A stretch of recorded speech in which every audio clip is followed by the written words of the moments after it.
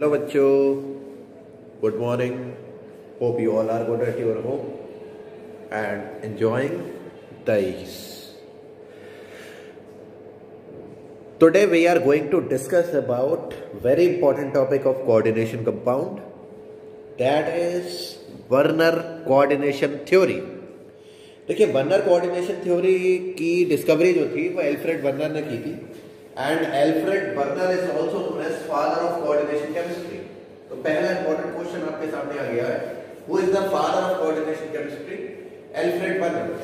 Alfred Werner in 1898 gave this theory, which was very interesting theory regarding the coordination compound. According to Alfred Werner, every coordination compound show two types of valency. First one is secondary valency and second one is primary valency. So every coordination compound will show two types of valency. First one is primary valency and second one is secondary valency. Primary valency क्या होती है, secondary valency क्या होती है, ये हम अभी discuss करने जा रहे हैं. तो कोऑर्डिनेशन कंपाउंड दो तरीके की वैलेंसी शो करेगा बच्चों, प्राइमरी और सेकेंडरी. इस बात को समझने के लिए हम सीधे एक एग्जांपल के ऊपर जाएंगे. आप एक एग्जांपल बहुत ध्यान से देखिएगा. एग्जांपल है हमारा CONH3 and Cl3.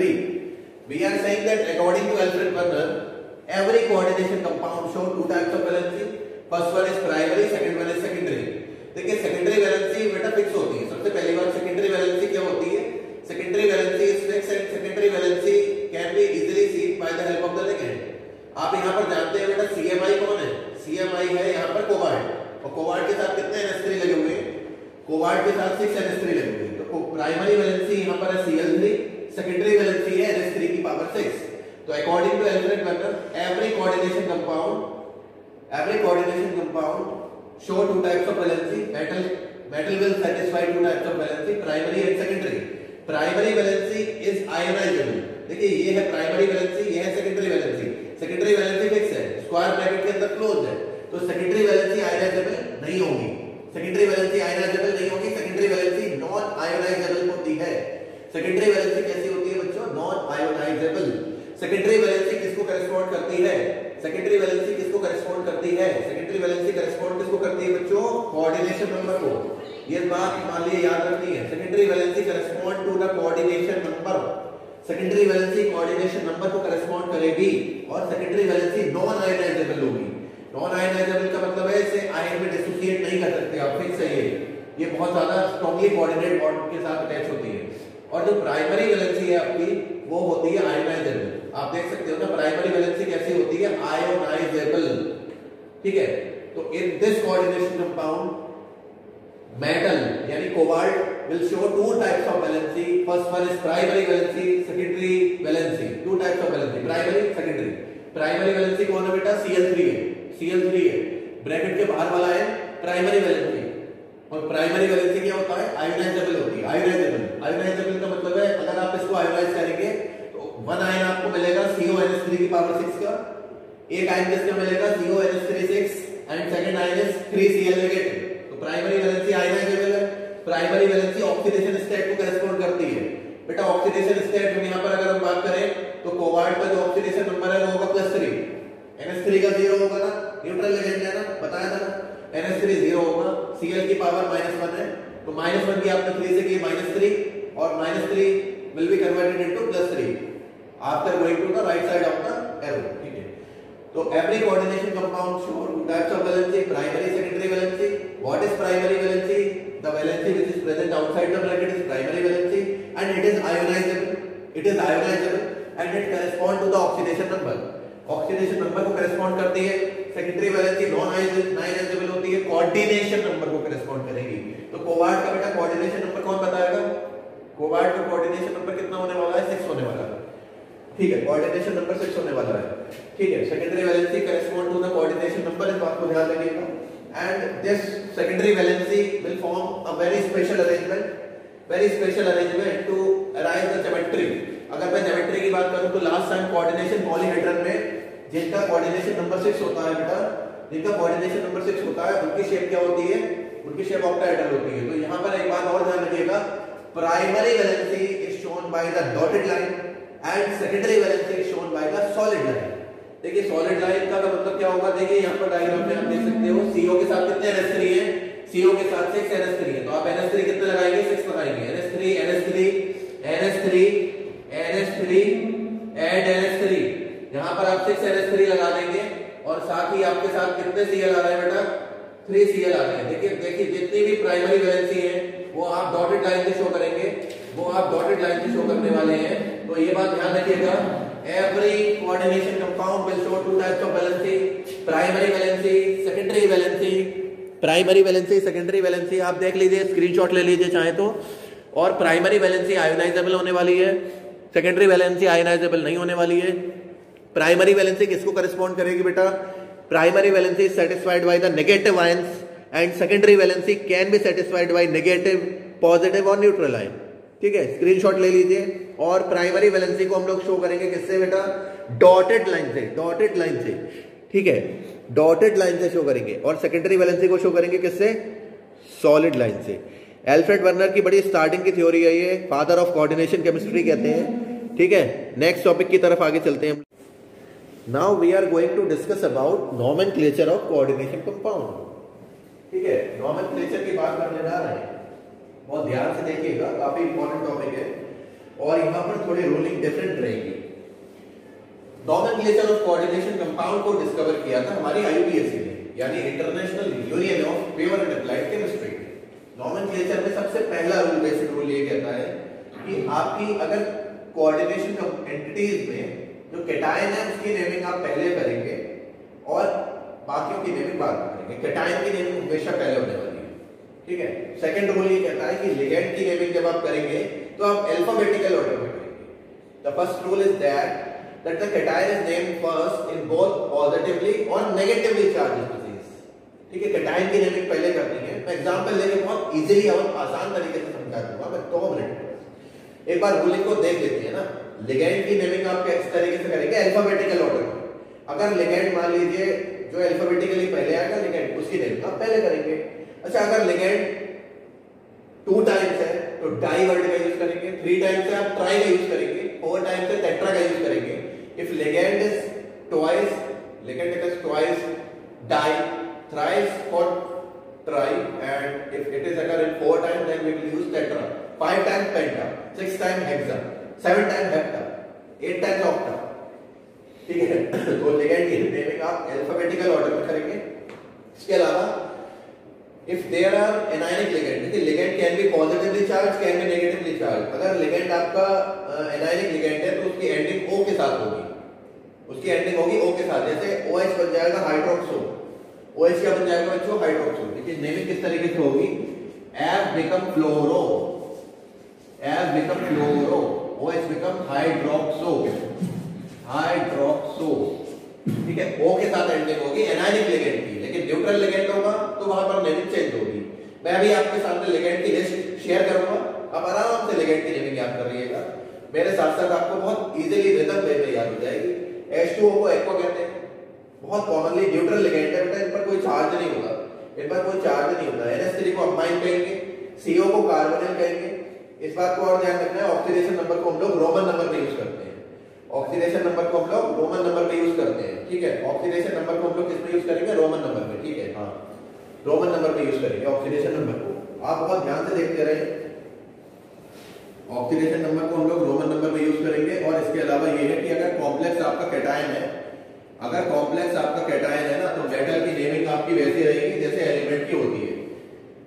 अगर कॉम्प्लेक्स कैटायन, हमने 2 तरीके के कॉम्प्लेक्स की बात की थी, एनायनिक और क्वाटायनिक। एनायनिक कॉम्प्लेक्स था और कैटायनिक कॉम्प्लेक्स था। जैसे आप देख सकते हो CO NH3 की पावर 6 और यहाँ पर चार्ज लिखा हुआ है +3। तो ये बेटा कैसा कॉम्प्लेक्स आ गया? कोई बताएगा? कैटायनिक कॉम्प्लेक्स आ गया। तो कैटायनिक कॉम्प्लेक्स में हम लोग कोबाल्ट का जो नेम होगा वो कोबाल्ट ही रहेगा। On the other and if metal is having a negative charge, अगर यहाँ पर नेगेटिव चार्ज होगा तो उसकी नेमिंग चेंज हो जाएगी बेटा। चेंज कैसे होगी? CO बन जाएगा कोबाल्टेट, Na बन जाएगा निकलेट, CO बन जाएगा क्यूप्रेट। कैसे बनेगा देखे जानते हैं, बहुत इजीली वे में हम समझ लेंगे। सबसे पहली बात ये है कि अगर कोई कैटायन प्रेजेंट है, अगर कोई आयन प्रेजेंट है, तो उनका नेम आप पहले लिखेंगे। K3 का नेम बच्चों क्या होगा बेटा? K3 का नेम होगा पोटेशियम। वेरी गुड, K3 का नेम होगा पोटेशियम, K3 का नेम होगा पोटेशियम। मैंने इसके बाद बताया इसके बाद बेटा नेमिंग होती है लिगेंड की। सबसे पहले भाग वाले आयन की, फिर होगी लिगेंड की। लिगेंड कौन है यहाँ पर? CN है। CN बेटा क्या कहते हैं? CN को कहते हैं साइनो। लिगेंड की मैंने लिस्ट आपके सामने शेयर कर दी है, आप आराम से डाउनलोड करके याद करिएगा। लेकिन CN का नेम क्या होता है बच्चों? साइनो होता है, साइनो। CN का नेम क्या होगा? साइनो। CN कितने टाइम्स आ रहा है? 6 टाइम्स आ रहा है। तो पोटेशियम के बाद कितने साइनो हो जाएंगे? ये हेक्सासाइनो, हेक्सासाइनो। हेक्सासाइनो क्यों आया बेटा? CN 6 टाइम्स आ रहा है। फिर से सुनिएगा, सबसे पहले आएगा मेटल। अगर कोई कैटायन प्रेजेंट है उसकी नेमिंग पहले होगी, उसके बाद लिगेंड की नेमिंग होगी। अगर लिगेंड 2 टाइम्स है तो डाई, 3 टाइम्स है ट्राई, 6 टाइम है हेक्सा वर्ड का यूज करेंगे, हेक्सासाइनो। अच्छा, के पर कैसा चार्ज होता है बच्चों? पॉजिटिव। के पर अगर पॉजिटिव है तो ब्रैकेट पर कैसा चार्ज होगा? माइनस होगा। ये बात ध्यान रखनी है। ब्रैकेट पर अगर माइनस चार्ज है तो नेम मेटल का बदल जाएगा। Fe का नेम क्या हो जाएगा बच्चों? फेरेट, यानी हेक्सासाइनोफेरेट हो जाएगा ये। तो हेक्सासाइनोफेरेट हो जाएगा ये, हेक्सासाइनोफेरेट हो जाएगा। और ऑक्सीडेशन नंबर जब आप कैलकुलेट करेंगे तो ऑक्सीडेशन नंबर किस हिसाब से कैलकुलेट करोगे? देखिए, के पर होता है प्लस चार्ज और CN पर होता है माइनस चार्ज। अगर के पर प्लस है ना तो +3 इधर हो गया और -6 इधर हो गया। +3 -6 कितना हुआ? -3 हुआ ना, उधर जाके प्लस हो गया। हाँ, तो नॉमेनक्लेचर का सबसे बेसिक रूल आप सामने देख लीजिए, स्क्रीनशॉट ले लीजिए, बहुत आराम से देखिए। इसी को हम लोग आगे कंटिन्यू करेंगे। अभी हम एग्जांपल्स से बहुत इजीली क्लेरिफाई हो जाएगा। सबसे पहली बात, किसी भी नेमिंग करते टाइम कोऑर्डिनेशन कंपाउंड की आपको सबसे पहले कैटायन की नेमिंग करनी है, ठीक है? कैटायन की नेमिंग करेंगे। और लिगेंड की नेमिंग आप कैसे करेंगे बच्चों? अल्फाबेटिकल ऑर्डर में करेंगे, ठीक है? अगर एनायनिक लिगेंड है, कोई नेगेटिव चार्ज वाला लिगेंड है, तो उसके आगे O वर्ड का यूज आप करेंगे। O का वर्ड का यूज करोगे, जैसे फ्लोरो हाइड्रोक्सो, ठीक है? और अगर ऑक्सीडेशन नंबर आपकी जो भी आएगी उसे रोमन नंबर में यूज करेंगे। और 5th रूल हमारा ये कहता है कि अगर कोई कॉम्प्लेक्स कैटायन है, प्लस चार्ज आ रहा है, नेम में कोई चेंज नहीं आएगा। मेटल में कोई भी चेंज नहीं आएगा। जैसे आप देख रहे हो CONH3 की पावर 6 +3 हो रहा है बेटा, मेटल में कोई भी चेंज नहीं आएगा। कोबाल्ट में कोई भी चेंज नहीं आएगा। हाँ, कोबाल्ट में कोई चेंज नहीं आएगा। कोबाल्ट में चेंज तभी आएगा जब कैसा कॉम्प्लेक्स होगा? नेगेटिव कॉम्प्लेक्स होगा। हाँ, K3 का नेम पहले लिख दिया, सबसे पहले कैटायन का नेम लिखा, उसके बाद CN का नेम लिखा, लिगेंड का, और लिगेंड के बाद आए मेटल पे। तो we are going to continue some examples related to the IUPAC। The first example is K2FeCN6। इससे we are going to start about the nomenclature of coordination compound, and before starting the nomenclature, let's have a look on the list of the ligands. There are 3 types of ligand: positive, negative और neutral ligand. Most commonly used ligands are H2O को aqua बोलेंगे, H2O को aqua बोलेंगे बेटा, NH3 को amine बोलेंगे, amine. CO is carbonyl को ध्यान रखिएगा, CO is carbonyl, and CH3NH2 is known as methylamine. And EN, most commonly used ligand is EN. EN जो है बेटा हाईली डाइमाइन है। और लिगेंड देखो मोनोडेंटेट, बाइडेंटेट या पॉलीडेंटेट हो सकता है, depending upon the number of donor atom. ये first second one is monodentate ligand because it has only one donor atom.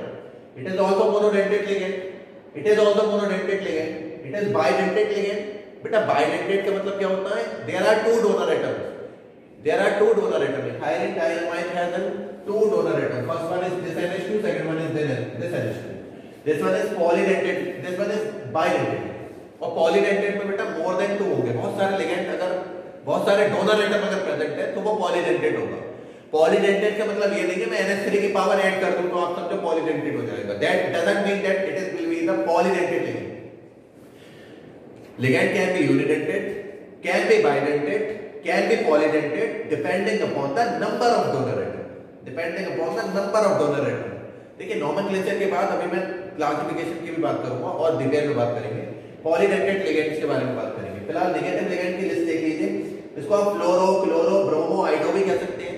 And now new nomenclature says that F negative is known as fluorido, Cl negative is known as chlorido, Br negative is known as bromido, iodido, hydroxo किसको कहेंगे? OH negative को कहेंगे बेटा hydroxo. Cn negative is cyano और cyanido. पहले हम लोग cyano word का यूज करते थे, O वर्ड का यूज करते थे, अब ईडो हो गया। फ्लोरिडो, क्लोरिडो, ब्रोमिडो, आइडिडो, 4 याद रखिएगा। सब पर -1 चार्ज है। C2O4 -2 इज ऑक्सैलेटो और CO3 -2 इज कार्बोनेटो। और NO3 नेगेटिव इज नाइट्रीटो, ठीक है, नाइट्रीटो होता है NO2, NO2 इज नाइट्रीटो, और अगर ONO होगा बेटा तो नाइट्रीटो O होगा। इसका मतलब क्या होता है, इसका मतलब ये है कि अगर N से अटैच है तो नाइट्रीटो N, O से अटैच है तो नाइट्रीटो O। इसको बहुत ध्यान से देखिए और नॉमेनक्लेचर को स्टार्ट करते हैं हम लोग। मैंने आपको बताया था सबसे पहले आप मेटल का नेम लिखेंगे, केटाइन, केटाइन यानी K2 हो या K3 हो, it will be the potassium. मैंने इसके बाद बताया लिगेंड का नेम आएगा CN is coming in 6 times. CN को बेटा क्या कहते हैं, साइनो, साइनो कितने टाइम्स आ रहा है, कितने टाइम्स आ रहा है, 6 टाइम्स, हेक्सासाइनो। और ये बताएं कि ये एनायनिक है या कैटायनिक है, इस बात का पता हम कैसे लगाएंगे, K पर प्लस चार्ज होता है, ब्रैकेट पर माइनस चार्ज होगा। तो Fe का नेम बेटा क्या होने वाला है, Fe का नेम होने वाला है फेरेट, हेक्सासाइनोफेरेट। और ऑक्सीडेशन नंबर की बात रही तो मैं एक को बहुत अच्छे से एक्सप्लेन करता हूं, ध्यान से देखिएगा। K पर प्लस 1 चार्ज है तो +2 हो जाएगा। Fe का ऑक्सीडेशन नंबर आपको कैलकुलेट करना है। Cn पर बेटा -1 चार्ज होता है, -1 होता है, -1 होगा तो -6 हो जाएगा, ठीक है, -6 हो जाएगा, -6 हो जाएगा। यहाँ पर इस बात को ध्यान रखना है कि यहाँ पर अगर K2 हो या K3 हो, K2 हो या K3 हो तो वो पोटेशियम ही होगा। K3 है तब भी पोटेशियम होगा, K2 होगा तब भी पोटेशियम ही होने वाला है, ठीक है। और अगर K4 होगा तब भी पोटेशियम ही होने वाला है, ठीक है, तभी पोटेशियम ही होने वाला है। तो यहाँ पर जो ऑक्सीडेशन नंबर आपका आएगा, देखिए 1 की आपने यहाँ पर 2 से नहीं 3 से कर दी क्योंकि K3 है, तो Fe का ऑक्सीडेशन नंबर कितना आएगा बच्चों, +3 आएगा। ये आप रफ में करिएगा, मैंने आपको ओपनली दिखा दिया है। फेरेट के बाद रोमन नंबर में आप लीजिए। सेम कंडीशन यहाँ पर अप्लाई होगी बेटा, K4 हो तब भी क्या होगा बेटा, पोटेशियम होगा, पोटेशियम होगा, पोटेशियम। और Cn को बेटा 6 टाइम्स लिखा हुआ है, Cn means cyano, cyano, cyano बेटा कितनी बार आ रहा है, 6 बार, तो हेक्सासाइनो होगा, हेक्सासाइनो। और Fe को आप क्या लिखेंगे, फिर से फेरेट लिखेंगे। और इस बार ऑक्सीडेशन नंबर -6 और +4 कितना होता है, -6 + 4 इज +2, ठीक है। NiCO4, NiCO4 बेटा ध्यान रखिएगा, CO यहां पर कोई आयन नहीं है तो कुछ नहीं लिखना है। सबसे पहले लिगेंड, फिर मेटल, फिर ऑक्सीडेशन नंबर।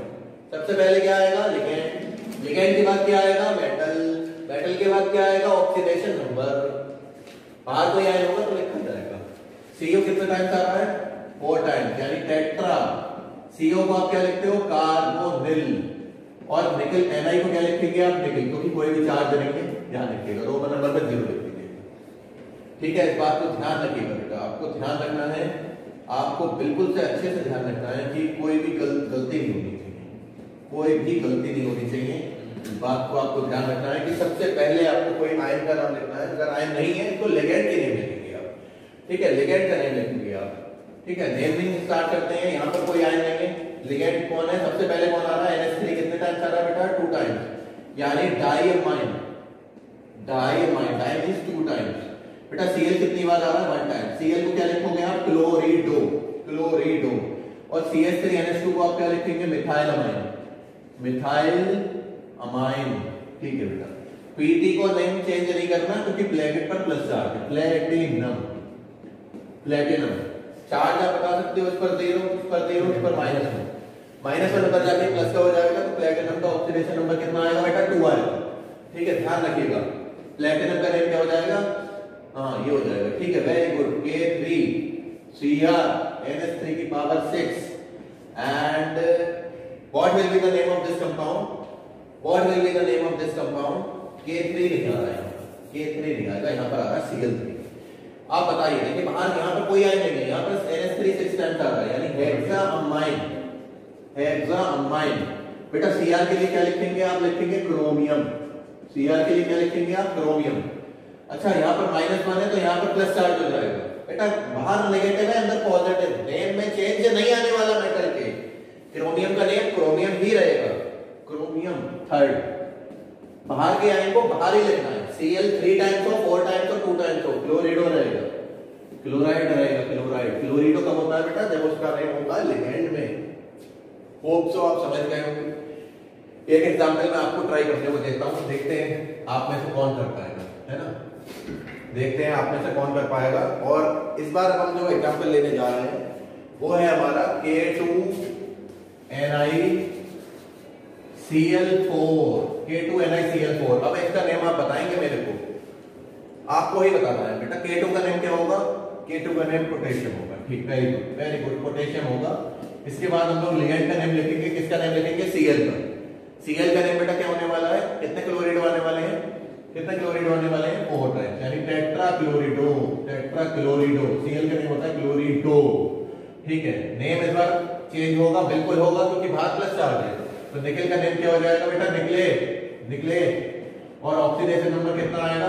बच्चे कह रहे हैं सर ऑक्सीडेशन नंबर बता दें। अच्छा एक मिनट रुकते हैं। देखिए K पर प्लस चार्ज है, +1 की 2 से करेंगे आप +2 हो जाएगा, +2 हो जाएगा। निकेल की हमको कैलकुलेट करनी है, और Cl का कितना होता है? -1, और -1 की 4 से करोगे तो -4, यानी Ni will be equal to +2। तो निकलेट के ऊपर कितना चार्ज आने वाला है? 2 चार्ज आने वाला है। ठीक है, निकेल का ऑक्सीडेशन नंबर आएगा +2। ठीक है, आप बहुत आराम से देख लीजिए, और इसके बाद मैं आपके सामने बहुत सारे क्वेश्चन शेयर करूंगा, और आपको वो क्वेश्चन सॉल्व करने हैं आज नोमेनक्लेचर के। यहाँ पर हमारी फर्स्ट वीडियो फिनिश होती है। चैनल को सब्सक्राइब करते रहिए, लाइक करते रहिए। Thank you very much.